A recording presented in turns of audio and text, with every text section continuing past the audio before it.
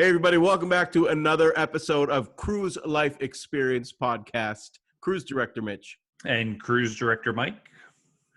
And we're, first of all, excited to have you back. If you're listening to us again or watching us on YouTube, if this is your first one, thank you so much for being here. It is a fun, informative podcast. We talk all things cruising, whether you work on a ship or whether you love to cruise. And Mike, welcome back. Episode 4. It's going to be lit. I can't believe you said that. We're way too old to be saying that, number one. Number two, very exciting episode. We're going to actually talk a little bit about myths and misconceptions about going on a cruise. Yeah, exactly. And something else really cool is, you know, everything's on pause right now. We're going to talk to a cruise director who was on one of the last ships sailing around the world with guests. And we're going to get a retrospective on exactly what happened and how that was. Cool. Let's kick things off. We're going to talk about one of the most common misconceptions is if I go on a cruise, I'm going to get seasick. Yeah, I mean, a lot of people think that, and maybe back in the 70s when the ships were that small, but it's not like that anymore. We're talking resorts at sea, and it just doesn't happen. Like, you know, some people are susceptible, but there's lots of ways to get around it, one of which, of course, is the stabilizers on the ship nowadays. Yeah, there's a certain degree of list where the captains will actually put out the stabilizers. And for those who don't know what stabilizers are, they act as wings or fins underneath the ship. So essentially they lay flat against the belly of the ship. And then if we start to list much like this, they will extend and they will prevent the listing and the rocking of the ship. Now, most new ships, of course, have these, and they're only used in really rough kind of conditions.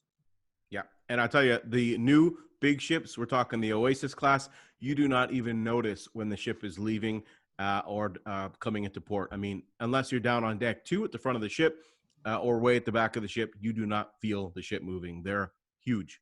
Now, you mentioned deck 2. What's actually great is if you do suffer from motion sickness, the best place you can actually book a room as a guest is midship, so the center of the ship, and as low as you can get, deck 3, deck 4, deck 5. The lower you get, the lower the center of gravity is, and the less the motion will be. Exactly. What other ways can people help alleviate motion sickness, if you will, on a cruise ship? Yeah, I mean, you know, a lot of people wear the bracelets. They wear the patches behind the ears. Dramamine, that kind of stuff. There's the people say drink ginger ale and bitters, and you know, green apples can help you feel better. That's mostly if the ship's rocking and rolling a little bit, which you know, but as we said, those ships, the big ones these days, they're a lot wider. You know, you're talking, okay, Symphony of the Seas, about 4 football fields long and almost 2 wide. So you're talking over 300 meters, almost 1,200 feet. They're massive. So it's not like the small ships in those good old days that used to have 300 people, which is where you'd kind of feel it, because that's just like a big boat. Yeah, absolutely. So when we talk about the next misconception, we say that cruising is only for seniors. And number one, let me take that back. Even though my grandmother was a senior, I hate the word senior. I always like to say people with life experience, because they know a heck of a lot more than, you know, they'll forget a lot more than I'll ever remember. We'll talk about that demographic, the people who have the luxury of being retired. So some people say cruising is only for retired people. What do you say about that? I mean, they say the same thing about, you know, anywhere, Florida or you said it. Retired people are able to go out and experience. They're going to be always out there on vacation, traveling the world because they're retired. Okay. So yeah, in the old days, cruising used to be really expensive, very luxurious, and not available for, you know, many people, especially a lot of young people and families. It wasn't geared toward that. That's just not the way it was. It's completely changed. And, you know, a lot of the cruise lines are completely marketed differently.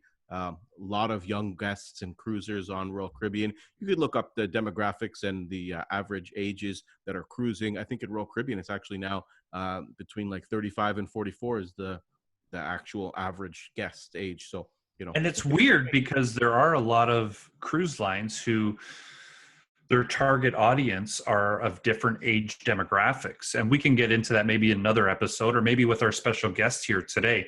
But I'll tell you that if you were young and you're one of these people who've asked this question, the amount of activities that you can do on the ships sailing the seven seas here today range anywhere from, I believe Carnival has a roller coaster, or NCL has a roller coaster that goes around. Carnival. It's coming out Carnival, soon. Next right? ship.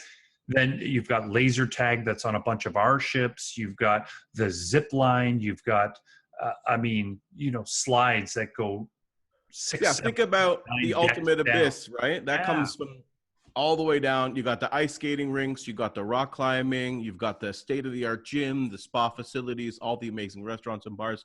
It's completely changed, and you're right. Like people that say, "Oh, it's for old people," that means that obviously they haven't been on a ship or seen a ship in years, because it's just completely changed.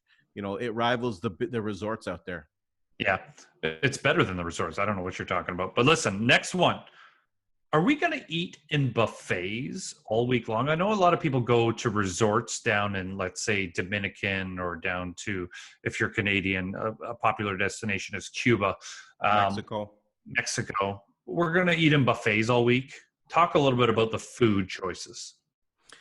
Yeah, I mean, all of our ships have the buffet. That's a standard, but there's also the main dining room. So a lot of people don't realize you go to the main dining room, breakfast, lunch, dinner. It's included with the price. It's an amazing experience as well. You're talking the best class in waiters and service. But then there's all those specialty restaurants as well. Now some of them are complimentary, some of them have an upcharge, but you're talking steakhouses, Asian fusion, Italian. Jamie Oliver has a restaurant on Royal Caribbean. It's all kinds of restaurants like that, but also on the big new ships as well, there's all kinds of different stuff. There's just outlets where you can grab and go, like Latin, Mexican style food, or then there's the dog house, and then there's the donut shop, pizza place. So it's not just you have to go to the buffet. I mean, I think that Virgin doesn't even have buffets on the new ship that's coming out, Scarlet Lady. Yeah, that's interesting. But can I give a shout out to all the hardworking men and women who work in the main dining room? I mean, these people come from all over the world, India, Philippines, Indonesia, and much, much more.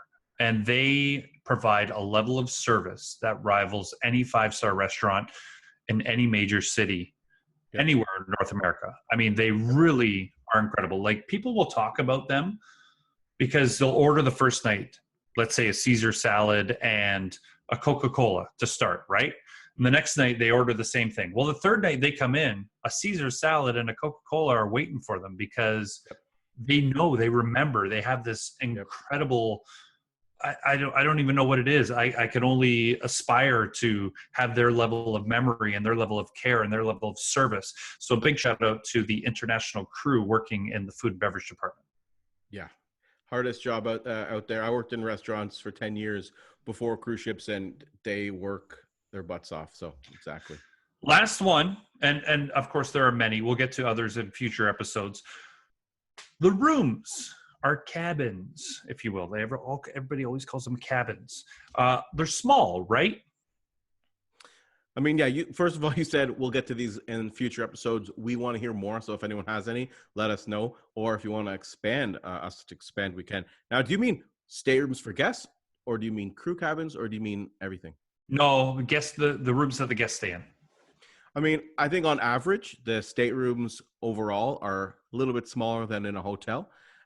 However, boutique hotel, maybe not really that much. And definitely in Asia, not really. It depends. And nowadays, the rooms are a lot bigger than they used to be. But the most important thing is you're hardly in your room when you're on a cruise. Absolutely. We keep you busy so often, and every cruise line does an exceptional job.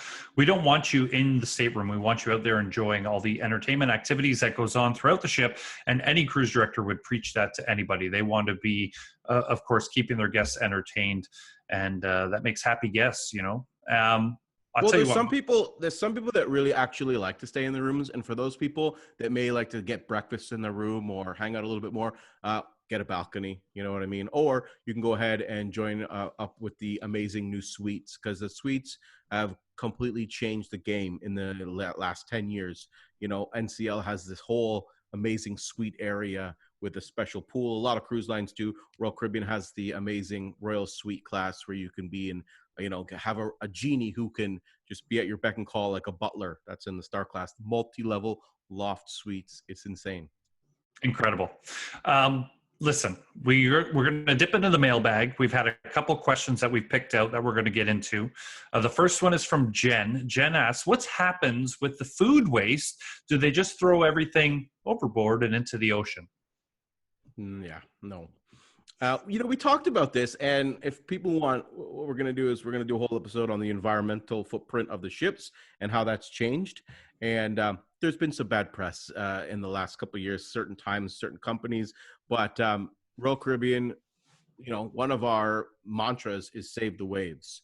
Save the waves. That means nothing goes overboard, absolutely nothing. So the company does an amazing job in making sure that the ships are first rate, top technical in the world. They're able to do all kinds of amazing stuff, from making our own water on board to, of course, making sure that all the food doesn't pollute the ocean, or anything doesn't pollute the ocean. I don't mean to I know we said this is kind of a cruise line across the board. We want to just promote cruising in general, give the positive vibes. And I know we come back to Royal Caribbean because that's who we are, right? We are Royal. Yep. But the Symphony of the Seas is a zero landfill ship. Nothing that gets off of the ship goes to a landfill, which is absolutely incredible. And like we said, we'll get into that in another episode coming up. Which is great. So, we'll have an environmental officer that can tell us about the food. So, how it works and what we're able to put overboard and all this stuff. It's amazing, the actual guidelines that are out there for the world. And you mentioned Royal Caribbean. Royal Caribbean goes above and beyond. Whatever the guideline is, they'll go a step ahead. We don't know what the other cruise lines are like exactly when it comes to those policies, but you're right, we can speak from experience. So we can dedicate a whole episode to that coming up, which is pretty cool. Sure. And Sean asks, can you divulge the actual work schedule and responsibilities of some of the crew members on board so that the guests understand what happens and what goes on behind the scenes? And yes, we will do that, Sean. I know we touched a little bit about that, what a cruise director does, but we'll go into some other details coming up in future episodes in regards to cruise schedules and kind of what happens behind the scenes, what is out of the guest's eyes, because we all know places like Disneyland where they have kind of the underground tunnel where people get to here and there, all the secrets of kind of Disney. We'll get into a little bit of the cruise industry secrets and what happens behind the scenes in regards to that. Yeah, Abe mentioned it last week, the I-95. The guests always wonder, how do you guys get so quickly to one place from the other? And where do the crew walk? We never see you. Well, that's because, yes, one of those tips is we have the I-95. It's main thoroughfare through the entire deck of the ship at the very bottom. So, yeah, there's a lot of cool stuff. And maybe we will get a crew member to tell us about the typical day. But it's everything from scheduling for managers, boat drills, trainings, work schedules, all kinds of stuff. Great. Well, let's go ahead and get into our special guest here for today. We're very happy to bring him here. So go ahead, bring him in, Mitch. He is a cruise director. He's worked as a cruise director for 3 different cruise lines, Norwegian Cruise Line, as well as Celebrity Cruise Line, and now Oceania Cruise Lines. We welcome Mr. Paul Baya. All right. Hello, gentlemen. Hello, Paul. Nice to have you here, Paul. Good to see you. Can you tell us a little bit about how you got to the role of cruise director? Now, I know the role where you came from, starting as a purser, but maybe walk us through and the different cruise lines that you worked for. Well, I started out back in 1995, many a moon ago, right out of college. 2 weeks after college graduation, had an interview with Norwegian Cruise Line. And it was a 3-question interview. What did I work at this hotel in New Hampshire? What I know about Norwegian Cruise Line. Once I gave that information, they were impressed. And the 3rd question was, we have a job starting on our flagship, the SS Norway, with Norwegian Cruise Line as an assistant purser starting 11 days. Are you interested? So I never took a cruise before, didn't know anybody in the industry, and just used my hotel experience and started as a purser, assistant purser there on the SS Norway. While I was there, was volunteering for the cruise director staff. I had some free time in the evenings, and they had their Caribbean nights, their 50s and 60s sock hop, and so forth. And it just looked like a lot of fun. The team members there with the cruise directors and out there with the guests. And so just volunteered, never thought about, your cross promotion, cross training opportunities, just it was something fun to do in addition to working behind the front desk, and then just made a movement. They said, you're wasted behind the front desk. You should be part of cruise director staff. So that was probably in 96, 97, made the switch over to cruise director staff as a host, up to assistant cruise director for about 3 or 4 years. And then around 2000, 2001, still with NCL, had an opportunity to take over as cruise director while the cruise director went on his vacation. So held down the fort for 2 months. And then when he came back to assistant cruise director until an opportunity was just picked up. And then made that move. It was 1 month shy of 15 years with Norwegian Cruise Line. And right around 2010, was looking to make a move. It was about 15 years with one line. Just thought maybe switch over. And had some colleagues that were with Celebrity Cruises. Said it'd be a good fit, and basically made the switch over there to Celebrity. Was there for 9 years, and then last summer made a switch over to Oceania. So still enjoy the front lines. Just it's completely different, in terms of the brands and seeing it. But I had that opportunity to hopefully, one point back years ago to go with Royal Caribbean. As you know, was had a chance to see you, Mike, on I think it was one of the Adventure of the Seas. Can't remember the specific one, and just had 2 handshake offers from them. But I think it was right when Oasis was coming out, and everyone was trying to get answers from the home office, and just Celebrity saw me fishing and reeled me in. So the rest is history. But happy I made the move. So all good. Nice. You've worked for 3 different cruise lines. Can you tell us, if you were going to say to somebody who had never cruised before, in a few brief words, how would you describe Norwegian? How would you describe Celebrity? How would you describe Oceania for somebody who's never cruised before? Well, I think, it comes down to the age demographic. What are they looking for in the cruise? You try to figure out for someone who's never cruised before, their idea of getting out of the country is go to the Bahamas for 3 days, when other people say, hey, I want to go over to Europe. I want to see more. I want to spend more time overnights in the ports. I don't want to be rushed back on board. So I think we really sometimes depend on travel agents to really get the nitty gritty details of making sure they're selecting the right person for the right cruise. But I think within NCL, their brochures, if you look at them, sometimes there's 10, 15 pages of specific detail work of their youth program, their kids program, very highly family oriented. When you start getting into Celebrity Cruises, while they're still a youth program, it's one thing that may be offered, but isn't necessarily pushed as heavy as it would be, say, for Norwegian. And you will see that with the demographic that come on. And now coming up on a year with Oceania, there's sometimes a cruise, 1,250 guests and not one child at all on board the ship. And, wow. Even if a child was there on board, there's no specific youth program. Sometimes they'll bring on some seasonals up in Alaska for a 7-day cruise, but there's no designated lounge and program. So that's where you see the difference. And it's kind of great after 24 years, you see this change in terms of the demographic that's on board. Exciting to adapt. I tell you, Oceania is lucky. I really wish you would have joined Royal back in the day, but Yep. It's amazing how you've kind of navigated your way literally throughout the cruise industry, because I feel like you've really got to experience so much more than I have.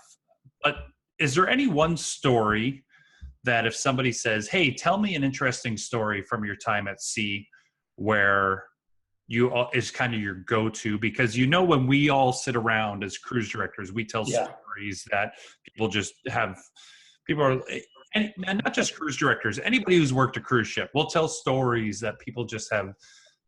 People are like, you're lying. There's no possible way. But is there one go-to story? Well, I think that in terms of the entertainers I've worked with, the story actually took place, I think, maybe like 4 or 5 years before I started with the ships. But everyone talks about it. I know the person who completed this task wrote part of his book, but the entertainer was a comic magician named Rich Purpura.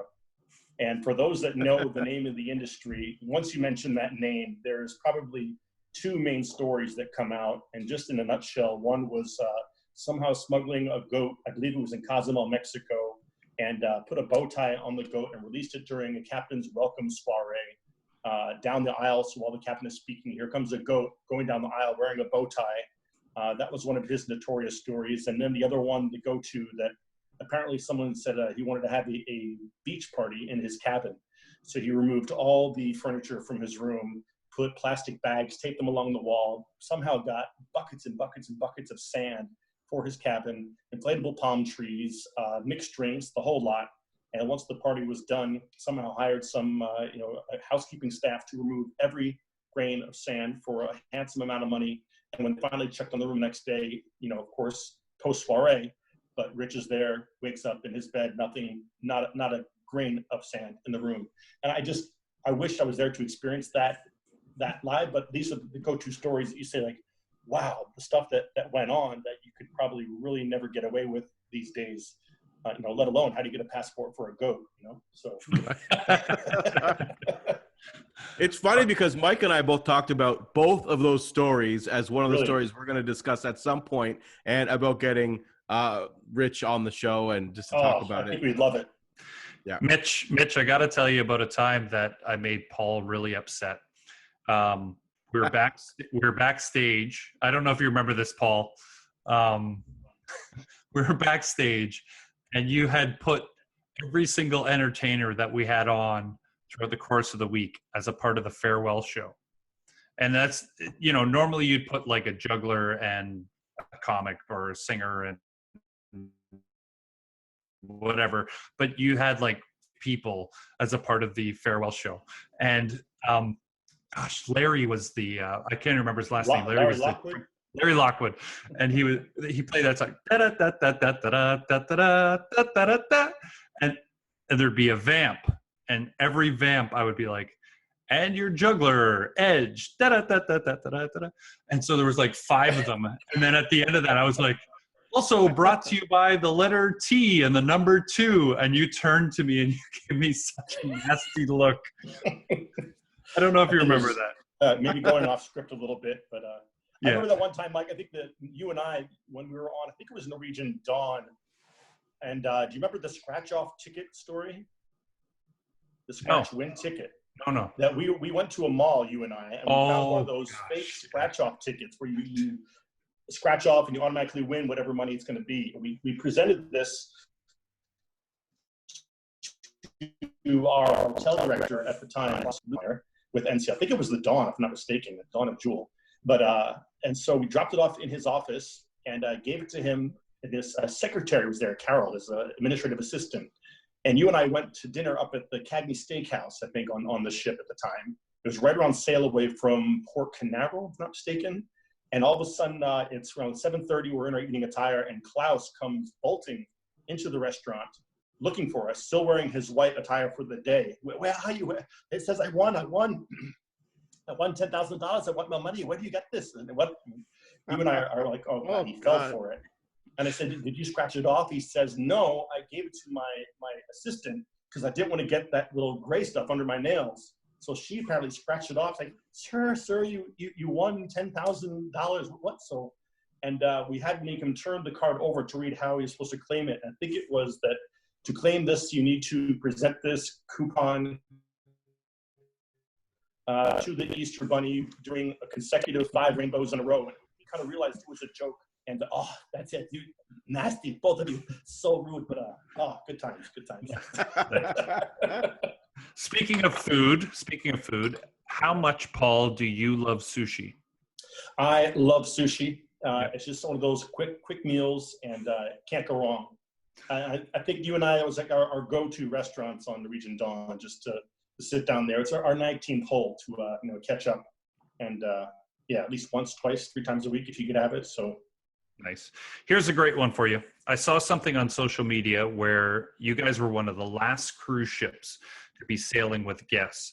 And I was kind of following along to you. I reluctantly didn't send you any messages because I know if I was in that position, how busy you would be. And Mitch, I mean, you'd be in the exact same boat, how busy we'd be. Tell us a little, just very briefly, about kind of what happened, were you denied going into ports, and how did you come up with entertainment and activities, ideas for those guests to keep them entertained? Well, we were amidst a 2-week cruise rounding around Cape Horn, heading up just when all the issues were happening with the virus kind of peeking its way on a ship based out of Yokohama, Japan, that's not allowed to dock. And you're hearing different things that Europe has closed their flights and all this different stuff talking. So we were heading up towards the tail end of a voyage up to Callao, Peru, to disembark our guests. And this is about maybe just over a month ago, not more. And we found out that Peru had closed its borders. I got a phone call from the general manager, hotel director equivalent. He says, plan for a sea day. We're not making it to Callao tomorrow. It's going to be probably another sea day the next day too. So boom, you wake up expecting to have one final day. This is mid-March, I think, 14th, before you disembark on the 15th. And here you have 2 sea days. So they turned the ship around. This was Oceania Marina, and headed back down south to Chile to disembark the guests, as we were there just a couple of days before. In that time frame, they closed that port as well, all port traffic, commercial traffic, port, all ships. So here we are, for day 4, day at sea. We try and figure out, okay, Chile's closed. Do we go back around Cape Horn, back up to Brazil? No, too far. They eventually found out we can have a spot to go through the Panama Canal. Don't know specifically when it'll be. So this is now day 5, 6, day at sea. We don't know when we're going to go through the canal, so plan for another sea day. We're there at anchor for 2 or 3 days. So I think that's where you have the ability to go back to your experience. You know, what are your go-to events that maybe you have not necessarily used for Oceania, but maybe you've used them on your previous contracts with Celebrity, or perhaps back in the day with NCL back, 1995 to 2010. All the stuff you have that's on six, or just in your mind, what you can do. So in that sense, it's one of those things when you're put to the challenge, you're going to rise to the occasion, and everyone else is looking at you as the go-to. Hey, what can we offer? Like, all right, let's find out what we have at our dispersal. Do we have the food and beverage? Can we offer anything inside the lounge? Any other the wine tastings? Can any other departments do anything to offer it? So it's kind of breaking out the fun and games, the old family feuds, and throw out a Liars Club out there as well. Other things that try to experiment, try different things for the first time. This is your opportunity to do so. So I was really kind of happy to find out finally when we knew when we're going to make it to Miami, because then you definitely know, okay, how much kindle do you throw into the fire when you run out of wood? What day? How do you budget everything going on? But it was really a lot of fun. The entertainers that they were able to stay, they weren't able to fly anywhere, so we said, hey, you guys, if you want the work, we would love to have you stay on board, because we can't get you off anywhere else specific. But the entertainers they bring on had at least 2, 3, 45-minute shows each. Some of them also helped, a piano set inside the lounge as a matinee or evening show, and it's all request songs by the guests. So just one entertainer and the piano. It's just, I was so happy for the entire team. You know how it's like to depend on everyone behind the scenes, front of house, back of house, and that entertainment field on the ships, and just everyone rose to the occasion, made it happen, and it's probably one of the most memorable cruises I've been part of. So. Amazing. I don't know if we can do this, but when we post this to social media, if we're not able to somehow link the video at the end, do you mind sharing that song that you did on like one of the last nights, to the rendition? Yeah. There was the rendition of Oceania Marina to the song Hotel California. So a couple of days I rewrote the lyrics in my office, and then I rehearsed it with a piano entertainer, Martin Kai, who was on board the ship at the time. He was one of our featured guest entertainers who was happened to be returning back to surprise his girlfriend, and happened to be on the ship at the time, and then said, hey, you can't disembark this ship, you can't go anywhere. Worked with his agent in our office and said, hey, can we use Martin as part of his main shows? And it was just icing on the cake, feather in our cap, just to have it. But yeah, that was a fun show. Full matinee, but that was one of the closers. So. Amazing. It's time now for word association. I'm going to give out a name or a word. You know none of what I'm going to say, and you just have to say the first thing that kind of comes to your mind. I know you hate this kind of stuff. It's getting red, I can tell. Bring it on. All right. Klaus Lugmeyer. Klaus Lugmeyer, featured hotel director within Norwegian. We certainly had a lot of fun. He pushed you to your limits. He brought the best out of you, brought the best for the guests. The only person I know on national TV to give the hotel director's deck phone number in case anyone's on board the ship needs to contact him. And still one of those names in the industry. He's still within NCL and your hotel operations. And wow, when you talk NCL, you can't go a sentence without saying how much impact he's had on the industry. Yep. Ricky Matthews, Mr. Energy. Ricky was my assistant cruise director back on Norwegian Sky, if I'm not mistaken. And loads of fun filming the morning show with him. I nicknamed him Mr. Energy. And you still see to this day his social posts, like the sweat man. Just I don't know how he does it. That cruises with him, it's amazing that he's still cranking it at that intensity of what he does. But what a great friend and a colleague to have in the industry, and a huge heart. What a great guy, Ricky. Ed Alonso. Oh, wow. Now we're getting some great names. Probably one of our featured magicians that you and I both just thoroughly enjoyed.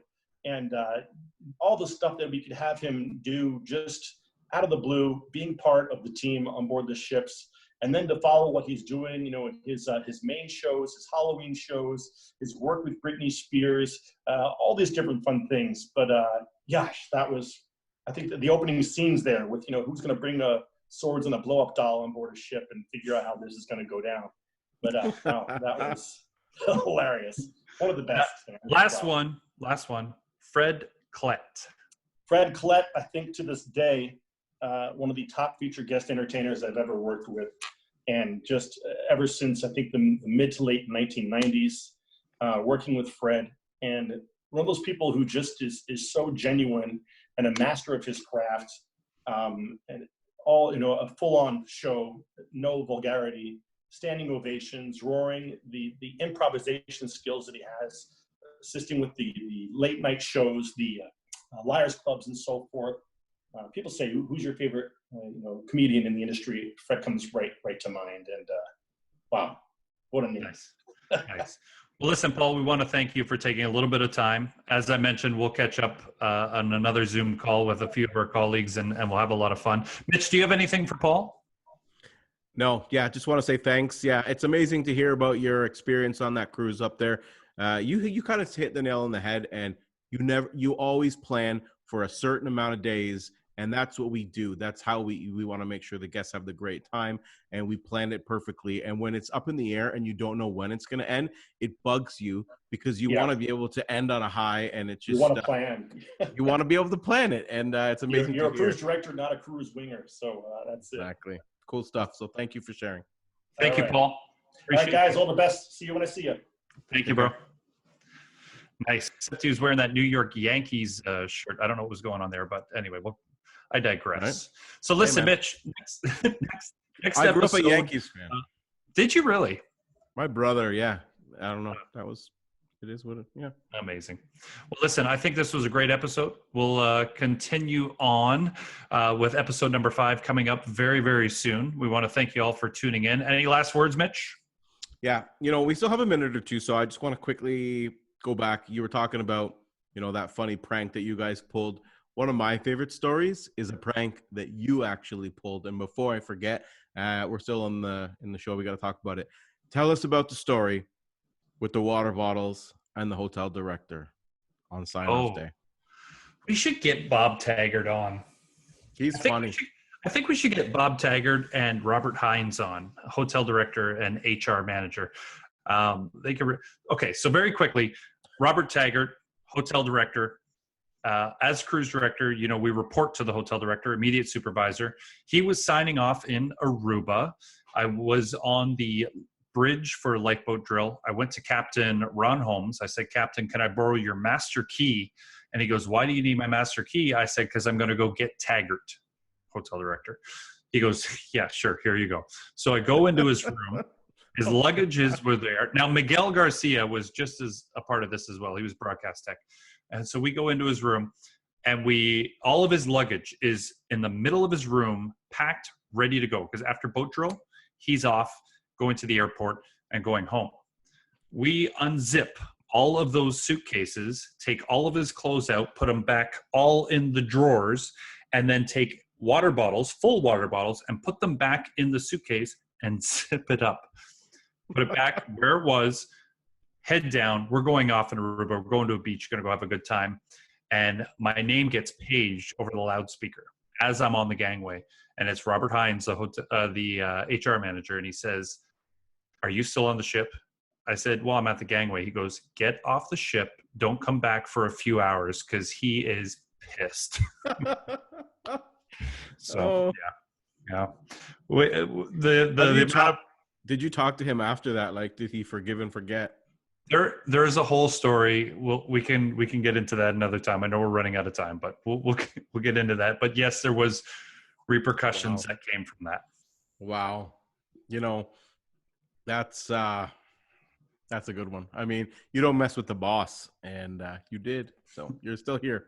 But yeah, so thanks for being here, everybody. It was cool to hear about the one of the final cruises still out there.